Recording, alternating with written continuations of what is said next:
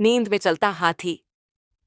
सूरज की पहली किरणों के साथ ही जंगल में हलचल शुरू हो गई थी। पर उस दिन सब कुछ सामान्य नहीं था। जंगल के एक कोने से अजीब खबर फैलने लगी। हाथी ने रात को नींद में नदी पार कर ली। क्या? एक तोता फड़फड़ाकर बोला। और उसने केले के सारे पेड़ भी उखाड़ दिए।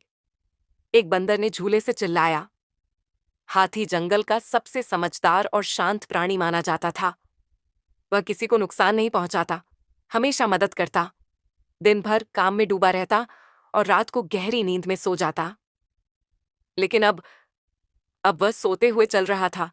कुछ दिनों से जंगल में रात के समय अजीब चीजें हो रही थीं।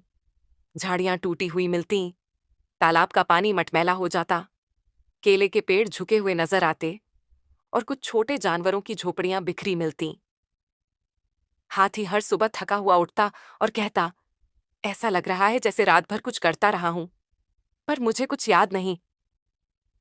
उसके पैरों में कीचड़, कानों में सूखे पत्ते चिपके होते और कभी-कभी उसकी पीठ पर टूटे डंठल पड़े मिलते। अब संदेह गहराने लगा था। जंगल के राजा शेर ने सभा बुलाई। सभी जानवर उपस्थित हुए। गिलहरियां, लोमड़ियां, खरगोश, भालू और उड़ने वाले प्राणी। एक उल्लू को यह जिम्मेदारी दी गई कि वह रात में निगरानी करे। उसकी दृष्टि रात में स्पष्ट थी और वह काफी चतुर भी था। उल्लू ने जंगल में कुछ जगहों पर छोटे कैमरे लगाए और एक ऊंचे पेड़ की शाखा पर बैठकर निगरानी शुरू कर दी। रात के 2 बजे, जब सब गहरी नींद में थे, हाथी हौले हौले अपनी जगह से उठा। उसकी आंखें बंद थीं, लेकिन उसके कदम स्थिर थे। वह एक झाड़ी को कुचलता हुआ नदी की ओर बढ़ा, फिर केले के पेड़ उखाड़े और आखिर में तालाब में गिर गया। पानी के ठंडेपन ने उसे चौंका दिया। उसकी आंखें खुलीं और वह दंग रह गया। मैं यहां कैसे आया? अगली सुबह जंगल फिर इकट्ठा हुआ। उल्लू ने कैमरे से लिया गया वीडियो सबको दिखाया। हर कोई अवाक था। वो सच में नींद में चलता है।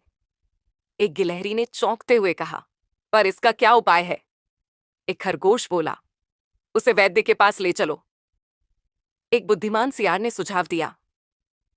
जंगल के पुराने वैद्य, एक कछुआ, ने हाथी की गहराई से जांच की। तुम दिन भर इतना काम करते हो कि दिमाग को आराम नहीं मिल पाता, वैद्य ने कहा। इस वजह से दिमाग रात को भी सक्रिय रहता है और तुम सोते हुए भी चलने लगते हो। अब तुम्हें कुछ काम छोड़ने होंगे, अधिक आराम और सही नींद लेनी होगी। हाथी ने अपने कुछ काम दूसरों में बांट दिए। पानी लाने का जिम्मा ऊंट ने संभाला, रास्तों की सफाई खरगोशों ने, और वृद्ध जानवरों को फल पहुंचाने की जिम्मेदारी बंदरों ने ले ली। अब हाथी दिन में विश्राम करता, रात को हल्के भोजन के साथ आरामदायक संगीत सुनकर सो जाता। उसकी नींद धीरे धीरे गहरी होने लगी और वह शांत रहने लगा। कई सप्ताह शांति से बीते, लेकिन एक सुबह फिर खबर आई। हाथी रात को चला, लेकिन वह तो सो रहा था, एक बंदर बोला। नया कैमरा लगाया गया। जब फुटेज देखी गई तो पता चला कि हाथी नहीं, बल्कि एक छोटा हाथी, उसका भतीजा, रात में नींद में चल रहा था। अब हाथी पहले से समझदार हो चुका था। उसने एक खास स्थान तैयार कराया, एक छोटा बगीचा जिसमें चारों ओर झाड़ियों की घेराबंदी थी, जमीन पर मुलायम घास थी और हल्की बांसुरी की धुनें बजती थीं। छोटे हाथी को वहां सुलाया गया। कुछ ही दिनों में उसकी नींद भी बेहतर होने लगी। अब वह रात में उठता नहीं था और जंगल फिर से शांत हो गया। जंगल में अब हर महीने एक आराम दिवस मनाया जाता है। उस दिन कोई काम नहीं करता। सभी जानवर झाड़ियों में लेटते हैं, फल खाते हैं और आराम करते हैं। राजा शेर ने हाथी को आराम रक्षक की उपाधि दी। कभी कभी हम काम करते करते खुद की देखभाल भूल जाते हैं। यह कहानी हमें सिखाती है कि नींद, संतुलन और सहयोग जीवन के लिए उतने ही जरूरी हैं जितनी मेहनत। अगर हम खुद को समय नहीं देंगे तो हमारी नींद भी हमें सुलझाने की बजाय उलझा सकती है।